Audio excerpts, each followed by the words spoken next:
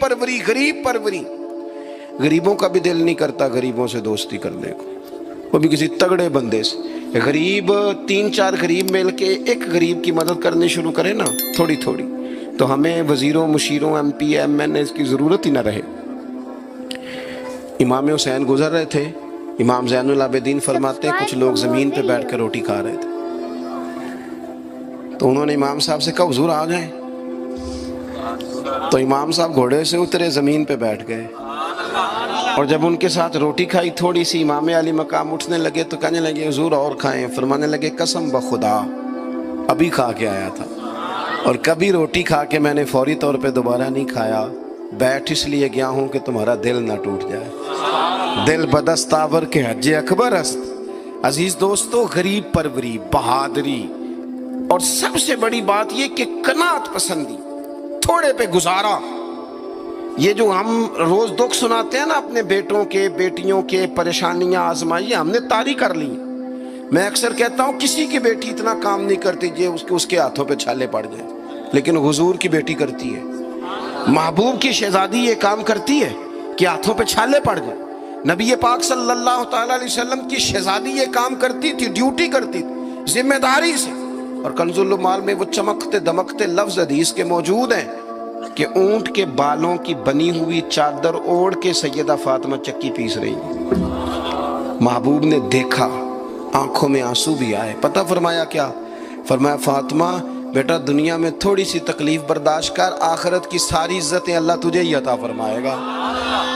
اپنے گھروں کے اندر یہ خوبصورت ماحول لائیں.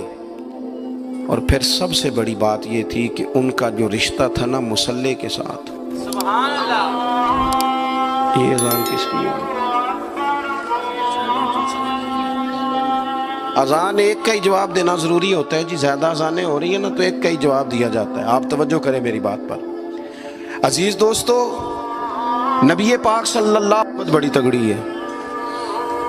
او جناب وہ آج کل جو ہمارے نقیبے محفل ہوتے ہیں نا، وہ تو کوئی صلی اللہ علیہ وسلم. ہمارے جو محفل کے اسٹیج سیکٹری ہوتے ہیں وہ تو کوئی 3-4 منٹ لگاتے ہیں جنت میں بھیجنے میں، پر نعت خواں تو 1.5 منٹ ہی لگاتا ہے. اندر تسی جلسہ کراؤ تو جنت تہاڈی.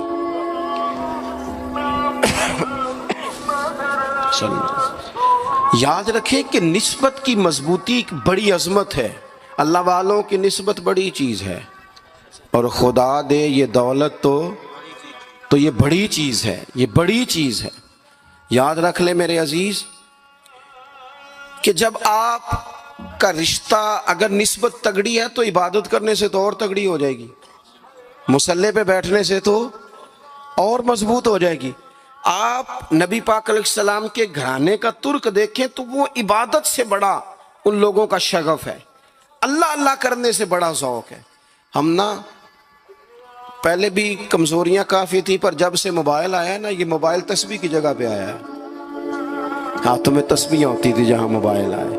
مصلی کی عبادت، ریاضت کمزور کر لی ہم نے. رسول پاک صلی اللہ علیہ وسلم کا اپنا طریقہ یہ تھا کہ حضرت عائشہ صدیقہ رضی اللہ تعالیٰ عنہ فرماتی ہیں کہ حضور نے ساری رات نماز پڑھی اور قدم شریف میں ورم آ گیا. کبھی آیا ہمارے پہ پیروں میں ورم عبادت کر کے؟ ساری رات نماز پڑھی، قدمین شریفین میں ورم آ گیا. اور جب قدموں میں ورم آ گیا نا تو فرماتی ہیں میں نے عرض کی یا رسول اللہ آپ کے تو صدقے اللہ اگلے پچھلوں کے گناہ معاف کرے گا، اور آپ اس قدر زیادہ آہوزاری کرتے ہیں. تو نبی پاک علیہ السلام نے فرمایا عائشہ تم نے کہا ہے نا اللہ میرے اوپر بڑا مہربان ہے، اللہ بڑا کریم ہے، اس نے مجھے رسولوں کا امام بنایا ہے، اپنا محبوب بنایا. تم ہی کہہ رہی ہو نا یا رسول اللہ؟ ہاں. تو فرمایا پھر میں اپنے رب کا شکر گزار بندہ نہ بنوں. حضور کثرت سے عبادت کرتے. سیدہ فاطمہ رات کو زیادہ وقت مصلی پہ گزارتی. حضرت امام حسن اور حسین لمبی عبادت کرتے. 9-10 محرم کی درمیانی رات تھی. عمر بن سعد امام علی مقام کے پاس آیا کہ کہنے لگا حسین 2 ہی باتیں ہیں، یا جنگ کریں گے یا آپ بیعت کریں گے. تو امام حسین فرمانے لگے اس طرح کرو، ایک رات کی مہلت دو، صبح بتاؤں گا. امام صاحب نے اسے کہا، وہ چلا گیا. حضرت عباس بن علی، یہ حضرت علی کے صاحبزادے ہیں. میدان کربلا میں حضرت مولا علی کے 4 اور بیٹے بھی شہید ہوئے. ایک حضرت عباس، ایک حضرت ابو بکر بن علی، ایک حضرت عمر بن علی، ایک حضرت عثمان بن علی. یہ نام دیکھو کیسے شاندار.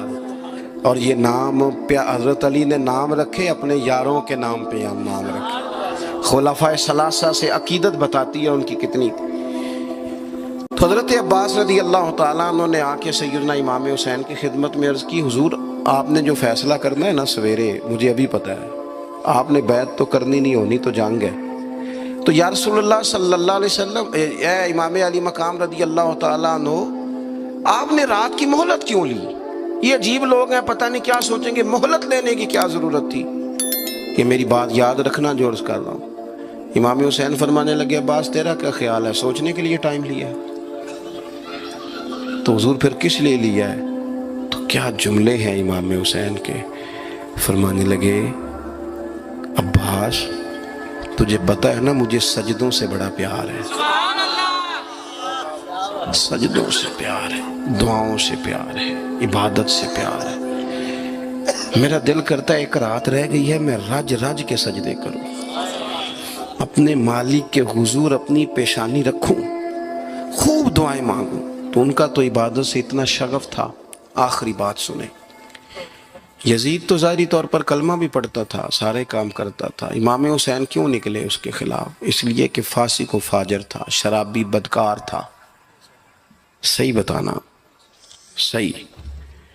اس بندے کی جیب میں خود ڈھیر سارے گندے گانے ہوں، وہ امام حسین کے نام کی ایک دیگ پکا لے تو امام حسین خوش ہو جائیں گے؟ جو وہاں لڑکیوں کے اسکول کالج کے سامنے روز کھڑا ہو، وہ کہے کہ میں نے 6 نعرے پورے لگائے امام حسین کے نام کے، تو امام حسین خوش ہو جائیں گے؟ امام حسین کی کاز کیا ہے؟ وہ کہتے ہیں کہ ایسے لوگ جو فاسق و فاجر ہوں، اعلانیہ گناہ کرنے والے، وہ کبھی بھی عنان حکومت پہ آنے نہیں چاہیے. اور اگر ہم سپورٹر ووٹر ان لوگوں کے ہوں، ہم انہی لوگوں کے سپورٹر ووٹر ہوں جو ظالم ہیں، فاسق و فاجر ہیں، اور ہم بات کریں امام حسین کی، ہم سے نہ رقم ہوں گے قصید یزید کے. ہم لوگ تو حسین کے سیرت نگار ہیں. دورنگی چھوڑ کے یک رنگ ہو جا، سراسر موم ہو جا یا سنگ ہو جا، آپ کبھی کسی ظالم کے سپورٹر نہ بنے، کبھی بھی. آپ کو پتا چل گیا بندہ غلط ہے تو ڈٹنا سیکھیں، کھڑے ہونا سیکھیں. وَلَا تَحْسَبَنَّ اللَّهَ غَافِلًا عَمَّا يَعْمَلُ الظَّالِمُونَ، اللہ ظالموں کے کاموں سے بے خبر نہیں ہے. کبھی کسی ظالم کی سپورٹ نہ کرے، کبھی بھی. میرے نبی پاک علیہ السلام نے فرمایا، جس نے زمین کی ایک بالشت پر ظلم کیا نا، اللہ 7 زمینوں کا طوق بنا کے قیامت کے دن اس کے گلے میں ڈال دے گا. کبھی کسی ظالم کے ساتھ کھڑے نہ ہونا، کبھی بھی، ایک منٹ کے لیے. وہ ایک دفعہ ایران کا ایک بادشاہ تھا، تو اس نے سوچا کہ میں اپنے بیٹے کو نا گھوڑ سواری سکھا لی ہے، تیر اندازی سکھائی ہے، تو میں نا اسے دین بھی پڑھاؤں. اس نے ایک بزرگ عالم کا انتخاب کیا کہ میرے بیٹے کو آپ نا کتاب و سنت پڑھائیں. تو بچہ ایک زمانہ استاد کے پاس کئی سال جاتا رہا. جب اس کی تعلیم مکمل ہو گئی نا، تو ایک دن فارغ ہو گیا. جس طرح ہمارے ہاں چلے آمین ہوتی ہے یا دستار ہوتی ہے، بچے کی تکمیل ہو گئی. ایک دن ویسے ہی استاد صاحب نے گھر بلایا، کہا پتر میرے پاس آؤ. بچہ چلا گیا تو استاد صاحب نے اندر سے کنڈی لگا لی اور بچے کو کافی سارے تھپڑ مارے، کھینچا، زد و کوب کیا، مارا. بچے نے گھر آ کے والد کو شکایت لگائی تو والد کہنے لگے، پتر تیرے استاد عالم فاضل بندے ہیں، ایسے بلا وجہ مارا، میری سمجھ میں نہیں آتا. ماں کو کہا تو اماں کہنے لگی، پتر تیرا باپ کہتا تو ٹھیک ہے، چلو حالات بدل گئے، زمانہ بیت گیا، وہ بادشاہ فوت ہو گیا، یہ بیٹا تخت پہ بیٹھا. اب وہ درد نہیں جاتا تھا اندر سے کہ استاد نے زیادتی کی میرے ساتھ. اس نے پہلا حکم یہ جاری کیا کہ میرے استاد کو بلاؤ. استاد بڑے بوڑھے ہو گئے تھے، ضعیف تھے، چھڑی پہ جھکے ہوئے. 2 بندے لے کے آئے، استاد جی کو کھڑا کیا، استقبال کیا، کرسی بھی دی. کہنے لگا، استاد جی ناراض نہ ہونا، میں بے اختیار تھا، آپ سے پوچھ نہیں سکا، آج میں نے پوچھنے کے لیے بلایا ہے، میرا قصور کیا تھا؟ استاد صاحب نے یوں آنکھیں کھولی، کہنے لگے، پتر یہ جو آج دن آیا نا، اسی دن کے لیے مارا تھا. یہ جو آج دن آیا ہے نا، اسی دن کے لیے تیری پٹائی کی تھی. کہا، استاد جی کیوں؟ کہنے لگے پتر کتنے کو سال ہو گئے مار کھائی کو؟ کہا کو 13-14 سال ہو گئے، بھولی تو نہیں نہ زیادتی؟ کہا جی بھولی نہیں۔